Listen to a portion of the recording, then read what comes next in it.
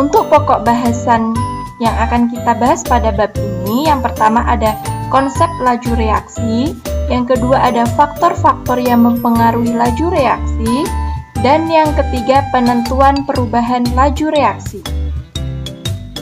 Yang pertama kita akan membahas mengenai konsep laju reaksi. Apa itu laju reaksi? Pada dasarnya, reaksi kimia itu selalu melibatkan perubahan dari reaktan atau zat yang bereaksi menjadi produk atau zat hasil reaksi.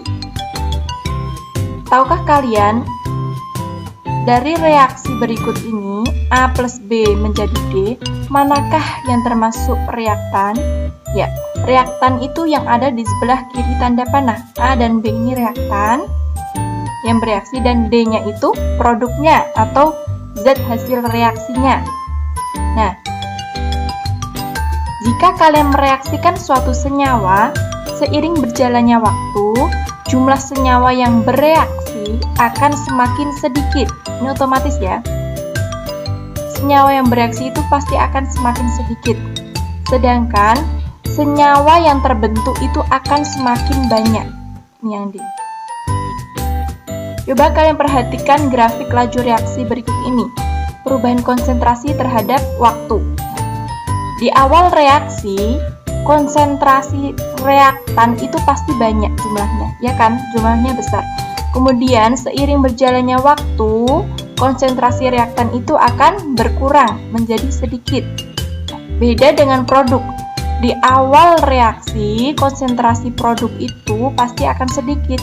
Kemudian lama-lama seiring berjalannya waktu, dia akan semakin besar. Jadi grafiknya seperti ini ya. Oke. Jadi definisi laju reaksi itu ada dua. Yang pertama, laju reaksi adalah laju berkurangnya konsentrasi reaktan tiap satuan waktu. Berkurangnya konsentrasi reaktan ya. Nih, konsentrasi itu tandanya tanda kurung ini, reaktan per satuan waktu.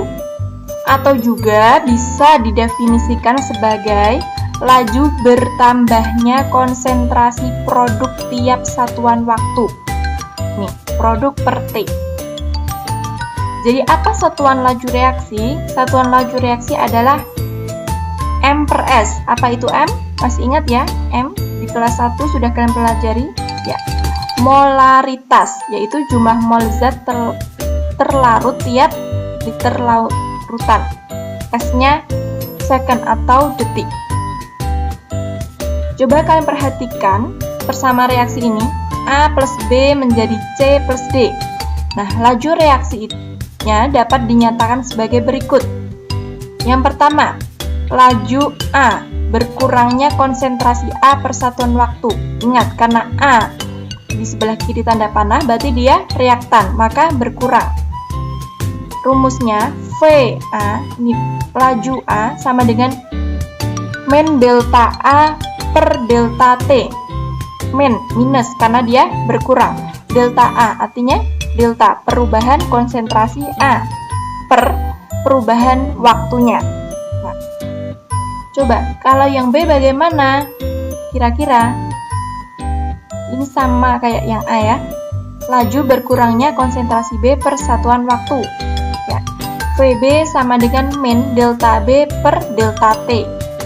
Kemudian kalau yang C, dia produk berarti laju bertambahnya konsentrasi C per satuan waktu. Bertambah karena dia produk. Maka rumusnya VC sama dengan plus. Karena dia bertambah berarti tandanya plus. Delta C per delta T. Kemudian yang D bagaimana?